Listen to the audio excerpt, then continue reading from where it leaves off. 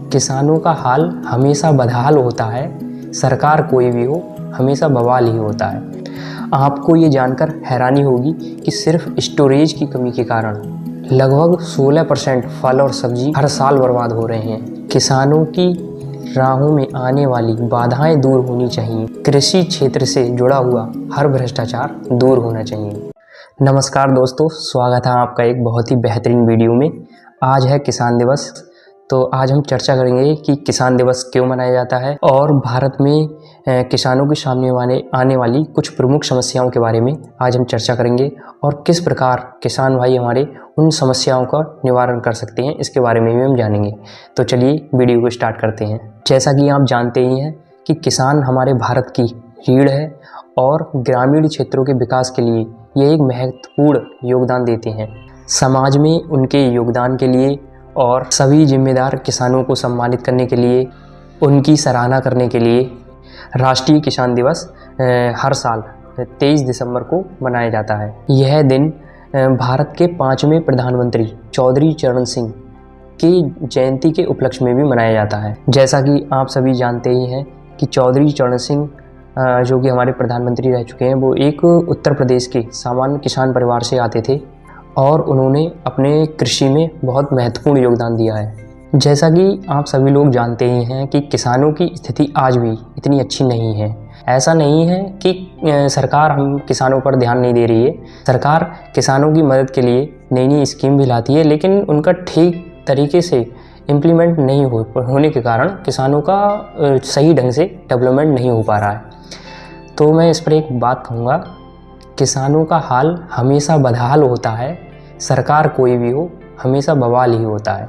कुछ मेन समस्याएं हैं जो हमारे सामने आती हैं, जो इनके बारे में मैं अभी चर्चा कर रहा हूँ। भारत में किसानों के सामने आने वाली कुछ प्रमुख समस्याएं जैसे मार्केटिंग और स्टोरेज हो गई, ये इनकी कमी है। मार्केटिंग में तो हमारे किसानों भाइयों को उचित मूल्य नहीं मिल पाता है, क्योंकि अपर्याप्त बाज़ार हैं और मूल्यों का उतार चढ़ाव हमेशा लगा रहता है। और कुछ जानकारी की कमी के अभाव में भी हमारे किसान भाई बिचौलियों के चक्कर में आकर अपनी जो फसल होती है, फसल का उत्पादन होता है, उसे कम दामों में ही दे देते हैं, जिसके कारण उनका नुकसान हो जाता है। ज़्यादातर ग्रामीण क्षेत्रों में भंडारण मतलब स्टोरेज की भी कमी रहती है, जिसके कारण हमारे किसान भाई फसल कटाई के बाद उसे तुरंत ही बेच देते हैं, जिसके कारण हमें उचित मूल्य नहीं मिल पाता है। आपको ये जानकर हैरानी होगी कि सिर्फ स्टोरेज की कमी के कारण लगभग 16% फल और सब्जी, 10% तिलहन, 9% दालें और 6% अनाज हर साल बर्बाद हो रहे हैं। इसीलिए किसान फसल कटाई के तुरंत बाद ही उसे कम दामों में ही बेच देते हैं, जिसके कारण किसान का बहुत अधिक नुकसान हो जाता है। और किसानों के सामने एक प्रमुख समस्या ये भी है कि मशीनीकरण मतलब मैकेनाइजेशन को ख़राब तरीके से अपनाना। मतलब जो किसान हमारे छोटे किसान हैं, जिनके पास 1 हेक्टेयर से भी कम ज़मीनें हैं, वो ट्रैक्टर ले लेते हैं वगैरह, बड़ी बड़ी मशीनें लेते हैं, जिसके कारण उन पे लोन चढ़ता रहता है और वह लोग परेशान रहते हैं। इसलिए मशीनीकरण या मतलब मशीनों को भी एक सही तरीके से ही अपनाना चाहिए। हमारी सरकार मशीनों पर बहुत अधिक छूट भी देती है, सब्सिडी भी देती है, लेकिन इसमें इतना भ्रष्टाचार है कि बहुत ही कम लोगों को ही इन चीज़ों का या इन स्कीमों का लाभ प्राप्त हो पाता है।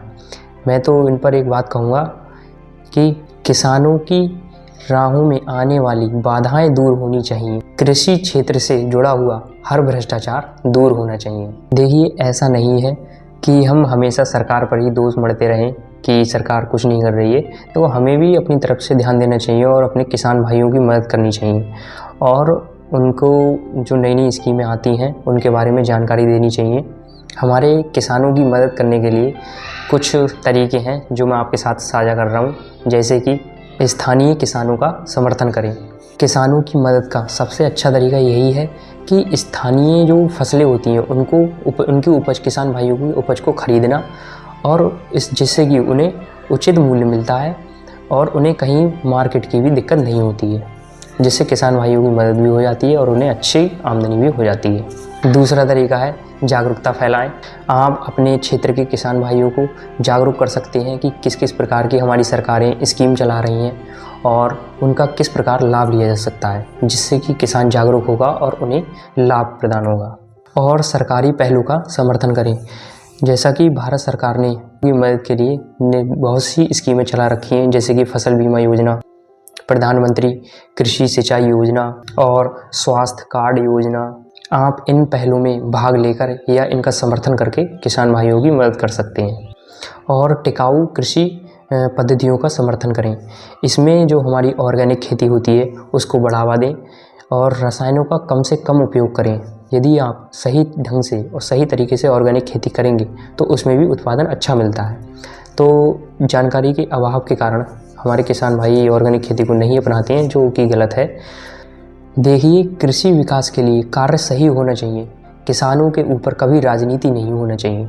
देखिए, हमारे किसान भाई खेतों में कितनी अधिक मेहनत करते हैं, दिन रात खून पसीने के से अपने खेतों में काम करते रहते हैं, और फिर उसके बाद भी अगर उन्हें अच्छे मूल्य नहीं मिल पाता है या उनकी स्थिति ठीक नहीं है तो ये बहुत दुख की बात है।